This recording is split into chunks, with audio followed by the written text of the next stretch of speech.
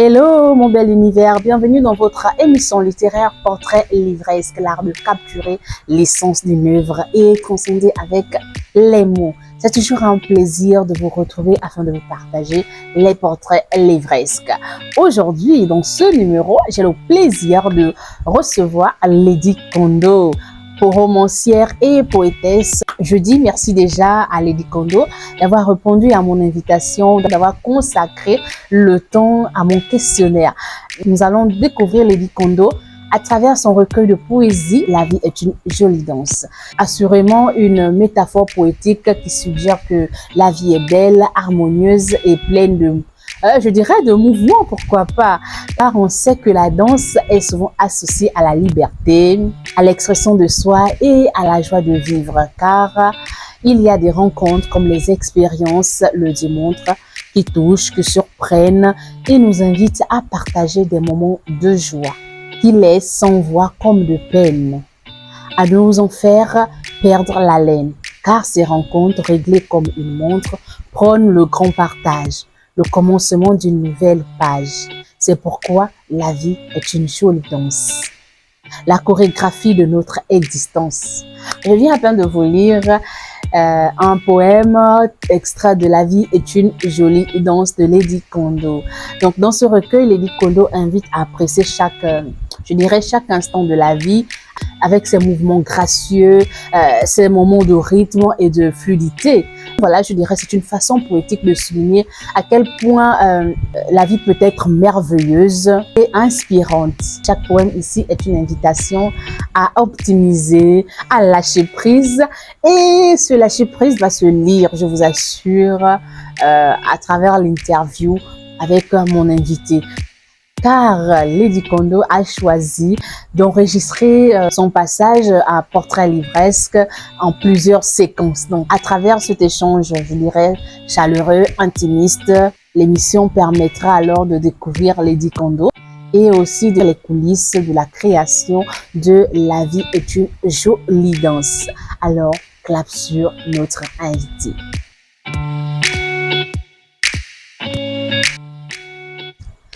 Bonjour Lady Kondo, ravie de vous recevoir dans l'émission Portrait livresque. En guise de présentation, qui est Lady Kondo? Comment se définit-elle en fait? Bonjour à tous, je suis Lady Kondo. C'est un honneur pour moi de me présenter à vous. Je vis à Londres avec mon compagnon et je suis écrivain.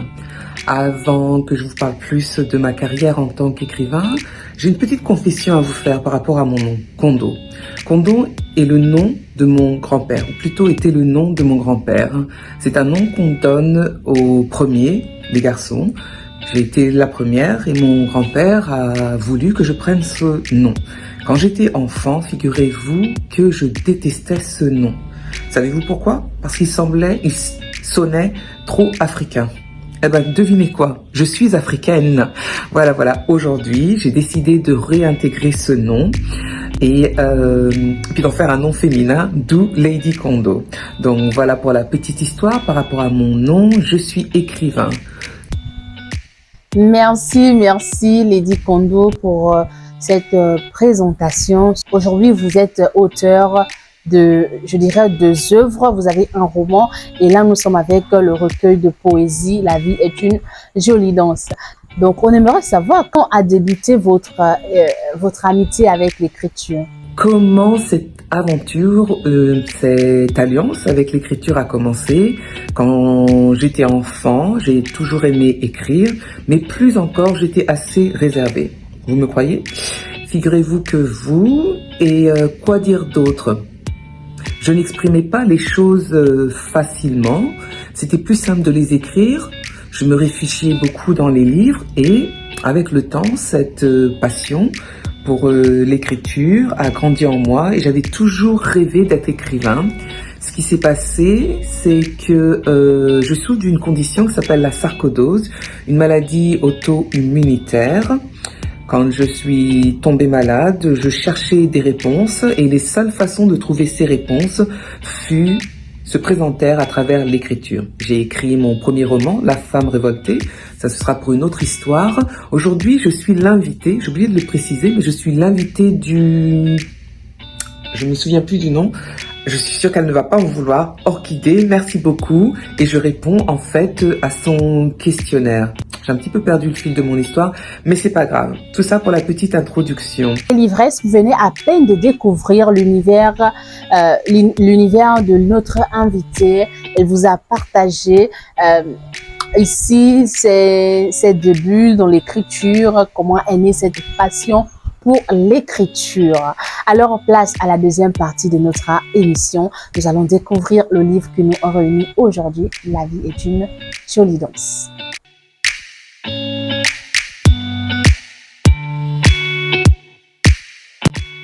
Alors, Lady Kondo, la vie est une jolie danse. Comment définissez-vous ce titre? Pouvez-vous nous parler du processus créatif derrière ce recueil? Comment l'idée est-elle née et comment s'est-elle développée au fil du temps? Donc, pourquoi ce titre? La vie est une jolie danse. Déjà, je suis bouddhiste, donc je suis imprégnée par des sons à tout moment de ma vie. Les mots eux-mêmes ont leur propre musicalité et puis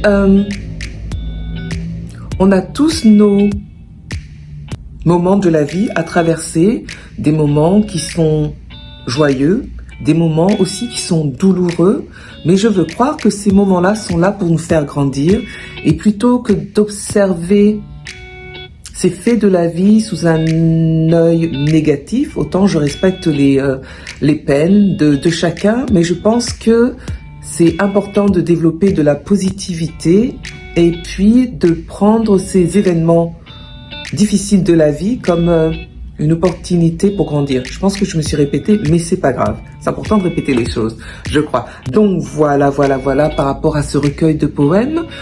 Pourquoi je l'ai écrit? Ce recueil de poèmes a une histoire. Je vis avec mon compagnon, comme je l'ai précisé. Il a été diagnostiqué par un cancer l'an dernier, ce qui a été le choc de notre vie. Parce que de nos jours, quand on pense cancer, eh bien, on pense au pire. Bien sûr, il y a des, des soins, il y a des médicaments, il y a tout, mais bon, on n'est jamais à l'abri. Et ce qui s'est passé, c'était un peu avant Noël, quand on a reçu cette nouvelle. Mon compagnon, il est musicien, donc il partait en tournée. Je me suis retrouvée seule le matin de Noël, et je prenais mon café, et c'est à ce moment-là que ces mots ont émergé en moi, ce matin de Noël. Et quand j'ai entendu ces mots résonner dans mon esprit, j'ai vraiment senti qu'il y avait un appel et c'est comme si je devais marquer ce moment que j'avais peur et surtout que je me sentais seule. Et à partir de ce moment-là, les mots sont venus me rendre visite. Et puis c'est à travers cette façon de partager ces moments de ma vie, ces peines, puis aussi des joies, que j'ai trouvé la force d'avoir confiance. Et quoi dire d'autre?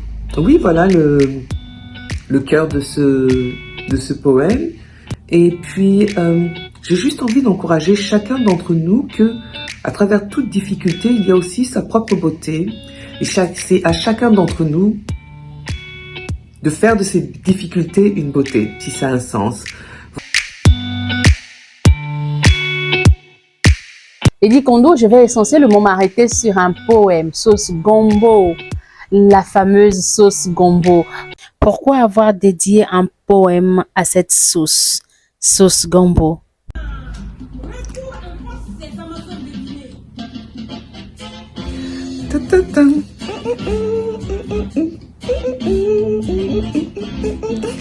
Je suis de retour aussi. Alors, dans ce recueil de poèmes, La vie est une jolie danse, il y a ce fameux poème pour la sauce Gombo. Et oui, pourquoi la sauce Gombo? Parce que je suis africaine moi aussi, vous aussi, et j'aime cette sauce.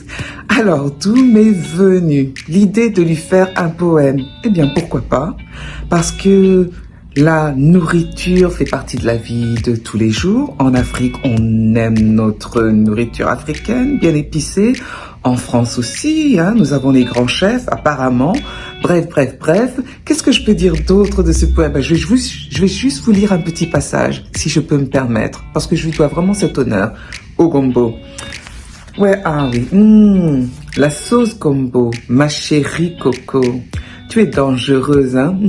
Tu sais nous enfumer avec ton ingrédient principal. Un légume taillé en forme pyramidale. Sa peau soyeuse et duveteuse. Il est toujours vêtu de vert. On lui reconnaît ce chapeau joliment rond, qui ressemble à un béret. Il se termine par une tige très épinée. L'union de 5 quartiers qui forment un pentagone régulier. Le gombo se doit d'être beau. Si trop dur, il perd son envergure. Si trop mou, c'est la gadoue. Je m'arrête là? Je continue? Non, je m'arrête là. Vous irez le découvrir par vous-même. Qu'est-ce que je peux dire? D'ailleurs, j'avoue que moi-même, j'étais impressionnée pour lui avoir fait un poème. Il a de la chance, hein? Vous avez vu? Je me suis même habillée pour lui faire honneur. J'ai déjà dit ce mot-là? C'est pas grave. Allez, à nouveau. Les Amazones de Guinée. Je l'ai déjà dit ça aussi? C'est pas grave.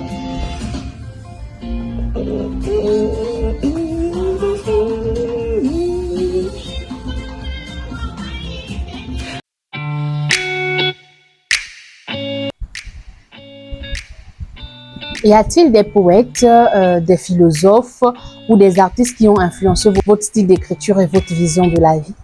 En quoi ont-ils été une source d'inspiration pour vous? Bonjour à tous, je reviens vers vous avec la question suivante. Quels sont les écrivains ou poètes qui m'ont inspiré? Quand on parle de littérature, bien entendu, on a en tête tous ces courants littéraires. Et pour ma part, ce serait le romantisme. Donc au nom du romantisme, je fais appel à Victor Hugo. Victor Hugo, pour le simple fait que c'était un de ces écrivains engagés pour élever la condition humaine. Le romantisme est tout ce qui touche à l'expression des sentiments et tout ce qui touche à l'homme, je veux croire. Qui d'autre? Ah, dans mes années lycée, j'ai aussi la tentation de flirter avec Boris Vian.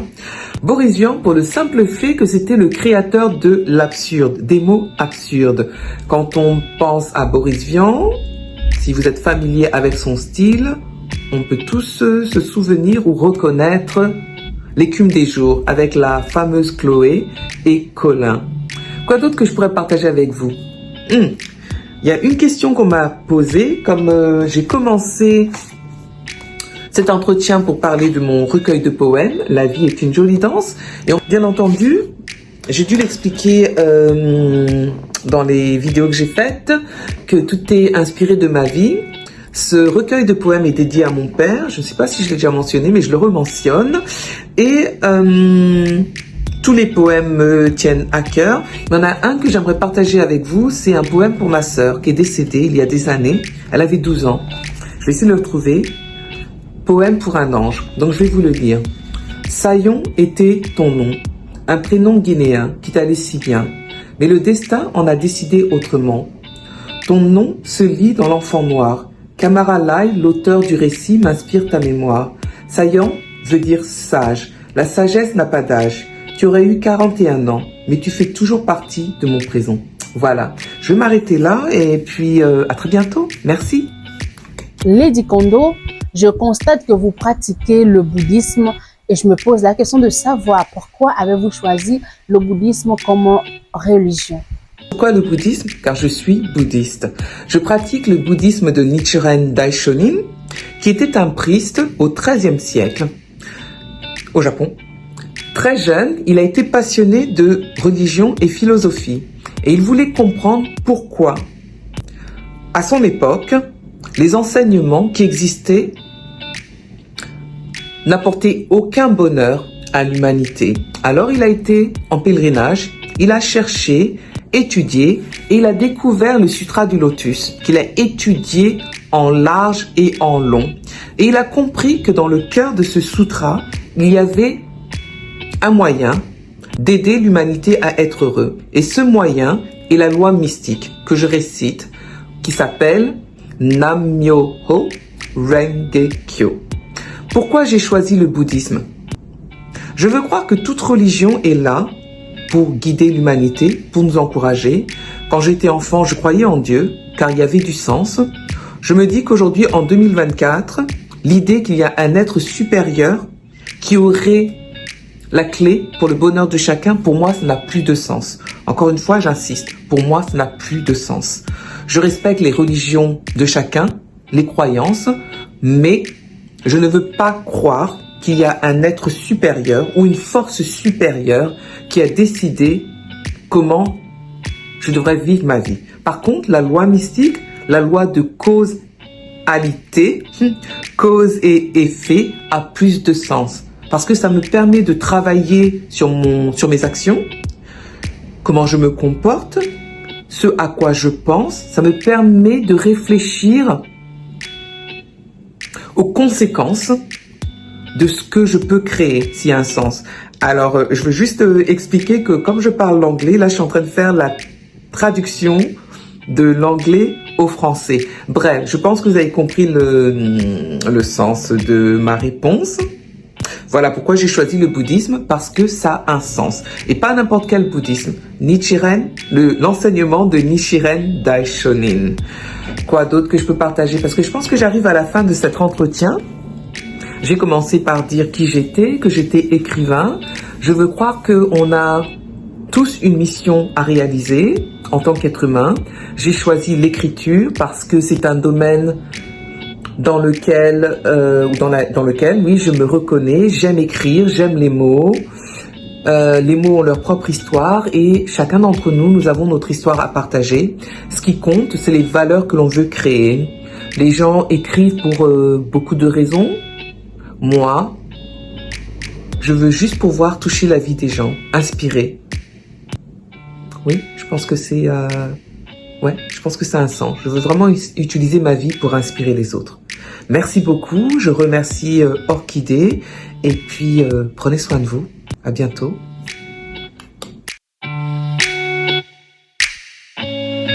Merci à vous, Lady Kondo, pour ces ondes optimistes. Merci d'avoir répondu à toutes mes questions. Ce fut un réel plaisir de vous écouter. Les livresques, j'aimerais vous partager ce poème. Chérir le moment. De nous sourire, on décide la vie. Puis, un jour, sonne le réveil. On nous balance la nouvelle. Notre monde s'écroule à la même vitesse que notre cœur, dans lequel grossit une boule, rongée par la douleur. On en veut au Tout-Puissant. Pourquoi est-il méchant? Moi, votre salut, je l'ai cherché. On aimerait jurer, jamais je ne l'ai trouvé. Il existe sans doute un message. Observerait le sage. On se reprend. La peur nous en défend. Elle glisse à travers notre écorce et poignarde notre force. L'espoir n'est plus qu'un miroir qui triche dans le noir.